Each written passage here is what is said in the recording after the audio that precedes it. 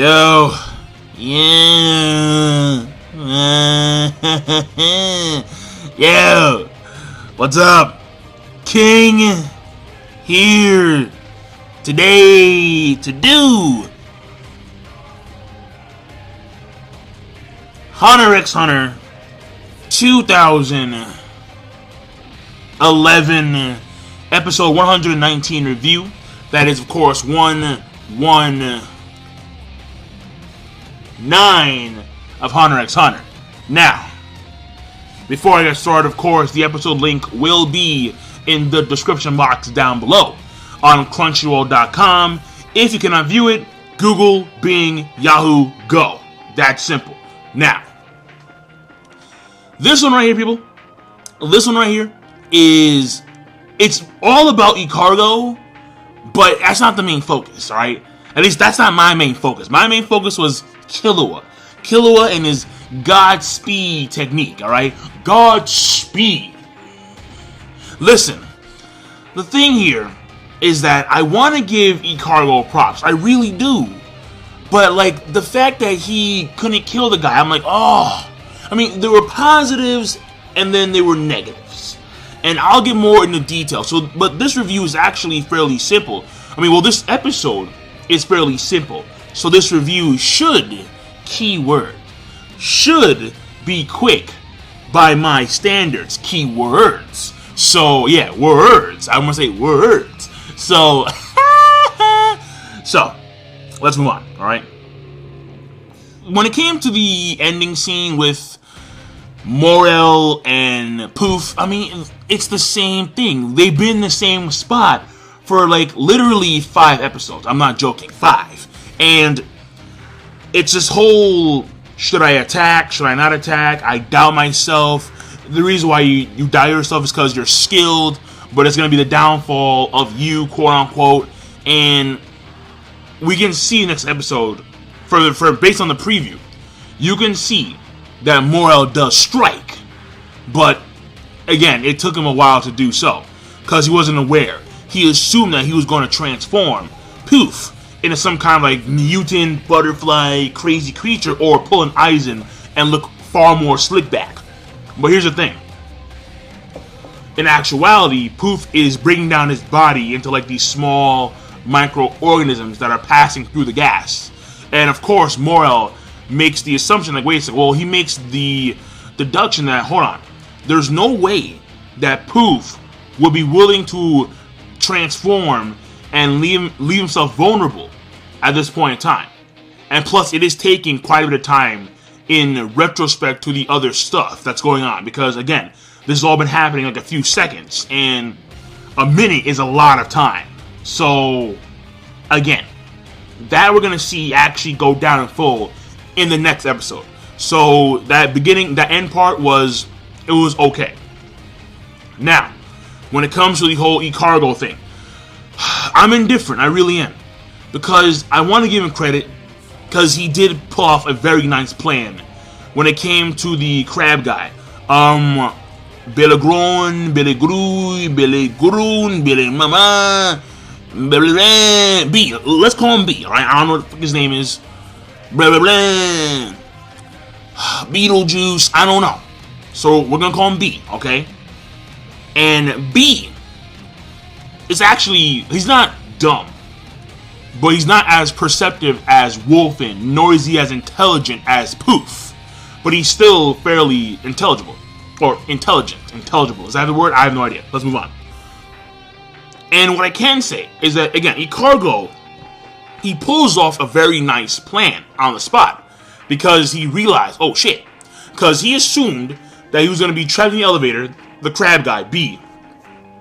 But when the guy busted down the actual elevator door, and Ikalgo realized that he was naive, he came up with a plan to actually seal the elevator so the crab guy couldn't get back up. And it was on the spot. And he had the actual balls to carry out that plan.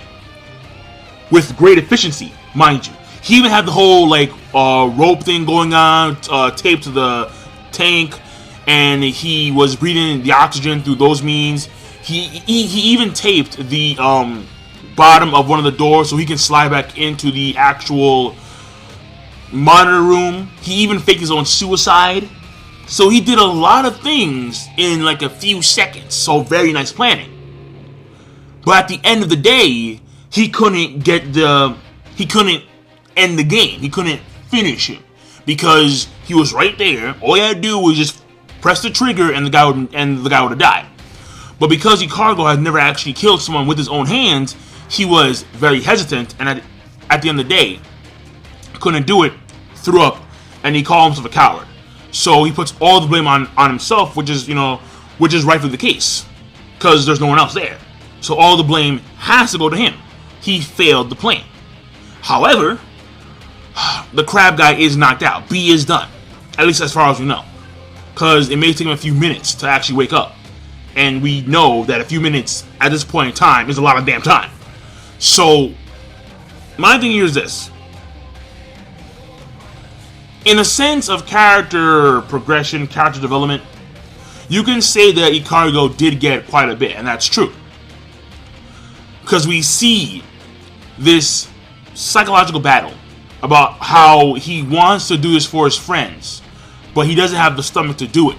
And he tries to attain the stomach to do it, but at the end of the day, he cannot do so. But my thing is that at this point, at this stage in the game, there can be no room for hesitation. There can be no room for doubts. One slip up and it's game over. That was the case with Knuckle. Knuckle, he assumed something. He assumed completely wrong. He was going to die had it not been for Killua's actions. So again, my thing here is that even though it is good development for Ikalgo, I'm indifferent because at this stage in the game, it's a little bit too late to be having these kind of internal psychological battles.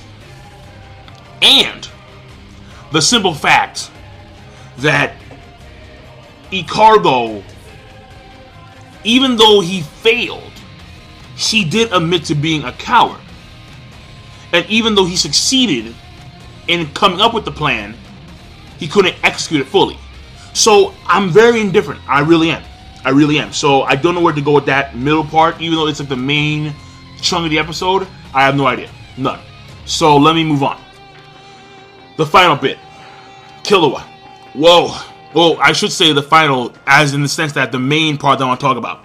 Killua, yes, bro. Yes. This was Super Saiyan 5. And I've seen I've seen so many pictures on Google. Super Saiyan 5, and it was like Goku and Broly and Vegeta on some white silverback hair going on, since they are like, Saiyans and the Great Monkey King Uzu, whatever it's called, alright? I forget.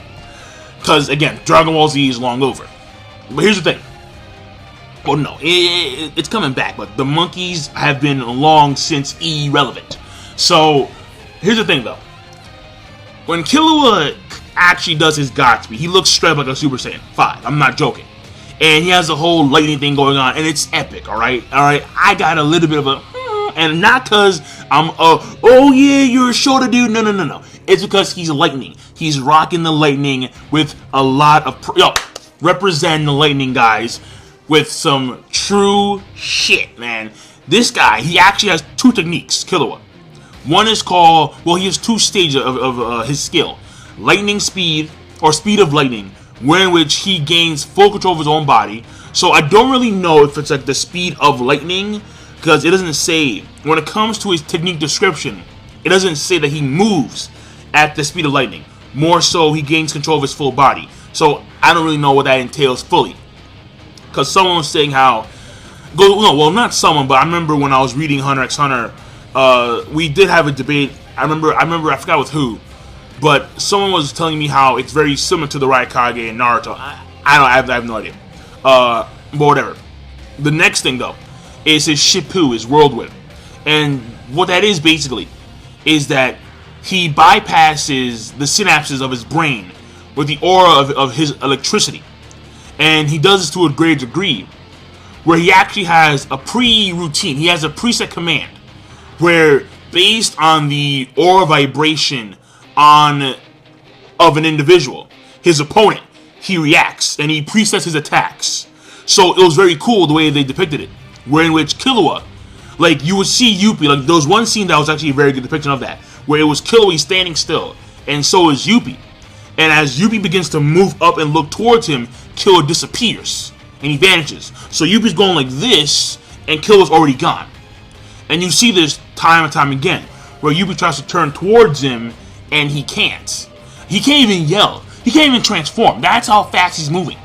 Where he's just blitzing the living hell out of him. Alright, this is the definition of blitzing. He is blitzing his ass so bad, where he can't even yell or transform. All he can do is move his head and then get punched, kicked, and so on and so forth. Zapped. Zapdos. So, that being said, it was just fantastic the way he went about the systematic beatdown of Youpi. But at the end of the day, even though Killua has bypassed the speed, because right now at this point in time, Killua is the fastest guy we've seen. He's much, much faster, worlds faster than the former Speed King Cheetu. So Cheetu, you relinquished your title not only in death, but by Killua just owning your ass in speed. But at the end of the day, speed can only go so far. And what happens? Well, I mean, unless you're the Flash, but then again, that's a whole different story. The thing here is this though. Youpi, he's like, yeah, shit's got interesting. Oh yeah, shit's got real interesting. And you're like, dude, he took the blows. He's taking blows for days, and he's A-okay. Like it was nothing, like a walk in the park. So, like, I mean, him basically, Killua to him is like a bee sting. He says this, and I quote, or verbatim, kind of verbatim, along the lines of, well, these guys have like less than 10% of my raw physical power. Less than 10% of his raw physical power. This guy's insane. But he also backs us up by saying, but because of the aura that they actually utilize, they can actually put up a fight. And so now he's more intrigued about this whole aura concept. Because Youpi, think about it. Youpi has no actual like aura nen technique. He just does Youpi. He transforms and he morphs. And that's mainly because of what? His magical beast properties. But we have Poof and Pitu, they actually have nen skills. So Youpi is starting to understand the relevance and the importance of actually gaining nen skills by getting his ass beat by Killua. Or getting, punched several times by Killua in instances. So that was actually very good. Very good. And also Youpi, after Killua, because again, Killua unfortunately, he only represented the lightning hardcore for a few seconds. And then his Kamui mode ends. And then he hauls ass.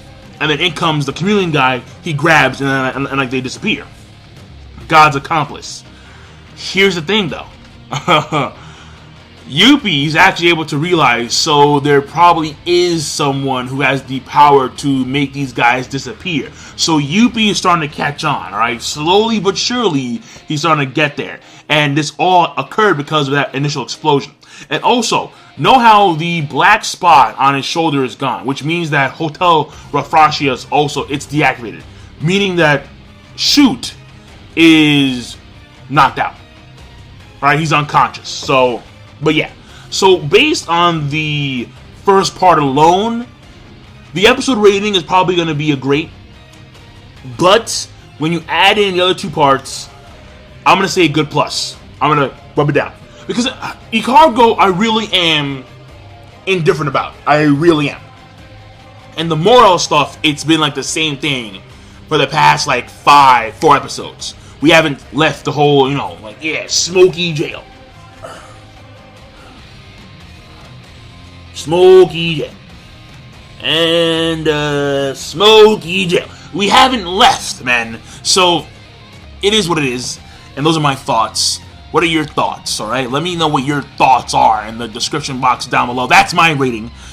Good plus. And I will see you guys later. So, the episode overall, again, the animation was on point, alright? So, animation was on point. The pacing was actually good because we did make a lot of leeway into the whole Ikalgo stuff. That's true. And Youpi, and even when it came to the whole Killua stuff too, it was very quick. It wasn't like there was a drag-out battle, and the narrator only had a few things to say.